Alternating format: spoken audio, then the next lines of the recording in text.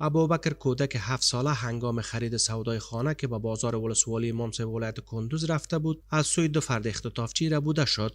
پس از وقوع این رویداد خانواده ابوبکر موضوع را با ارگانهای امنیتی در میان گذاشتند. نیروهای کشفی و امنیتی پس از عملیات ربایندگان را دستگیر و کودک در ساحه ولسوالی کلبات ولایت کندوز از چنگ آدمربایان سالم آزاد شد. بچه ما گم شده بود دیشب ساعت 7 بجه که خوشبختانه ساعت 11 بجه شب مجاهدین الحمدلله اینا را اختطافچی ها را به دست آوردن و اونا را دستگیر کردن. خوشبختانه بچه ما میاری پیشم است. از احساس خوشی نمیتونم خود کنترل بکنم و گپ خود بزنم. الحمدلله استخبارات افغانستان ماشاءالله در راستای امنیت افغانستان خیلی کوشش است و ما از تک تکشان تشکر میکنیم. قابل قدر هستند. ما خوش هستیم که اولاد ما در کنار ماست. شما باور کنین وقتی که من خبر شدم که ابوبکر جان زنده است با من صدایش شنیدم از دست خوشحالی ایستاد بودم حتی در زمین افتیدم. احساس خوشی کردم که یک دنیای دیگر رفتم. خوشبختانه خدمت خود این مجاهدین بود که الحمدلله اولاد ما دوباره به دست ما آمد. خیلی خوش هستم. من از سودا می آوردم اما بعد من گفت من پرسان که بچه کیسی؟ من گفتم بچه می بودا. گفت بیا دموتر بشی. من گفتم نه دوید. من گفت اینجا دانم دستی شمان با من دموتر شاندن بودن. ترسیدم پایای من دستای من بسته کرده بود دوام انداخت.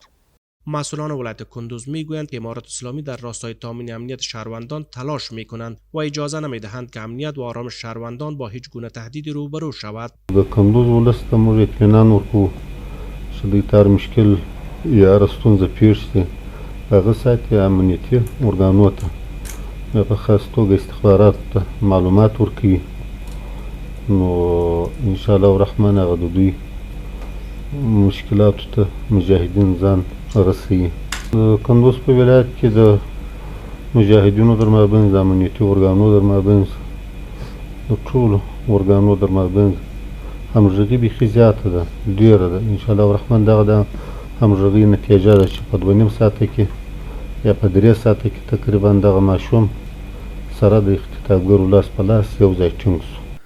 لکه څنګه چې تاسو په جریان کې پرون ماښام د مانځه په مهال باندې دغه ابوبکر چې تقریبا د 7 کالو یا 8 کالو په عمر ماشوم ده د کور نه راوځي د کور د ضرورت په خاطر باندې سودا کوي. د دکان نه سودا کړي کله چې کور ته ځي انسان تختونکي ورته په لاره کې ولاړ دي مجهز د اسلحو سره موټر ورسره ده د جکړه ده د امام صاحب ولسوالۍ د ورته بوز د کلي نه بیا د کالبات ولسوالۍ لوري ته تللی دي. معلومه نه وه چې دوی دا کوم ځای کې پټاوه. بیا د دوی کورنۍ چې د مجاهدینو ته احوال ورکړی ده امنیتي ارګانونو ته هغوی لاس په کار شوي دي. نو د کالبات ولسوالۍ کې د شپې په 8:30 بجو یا 9 بجو په شاوخوا کې د مجاهدینو په کمین باندې دوی اوښتي دي او دغه ماشوم د هغوی د منګولو نه آزاد شوی ده. او نن لکه څنګه چې تاسو شاهدان وئ د کندوز د والي صاحب او د رئیس استخباراتو او د نظامی محکمې او د ځینې چارواکو په حضور کې د دوی کورنۍ ته وروسپارل شو او دغه اوس رخصت شول. آدمربایان میگویند که هدفشان از اختطاف این طفل درخواست پول نقد از خانواده او بوده است اما به هدف خود نرسیدند. من دریور مادر بودم. چند وقت میشد که دمدار شدم. دریور بودم.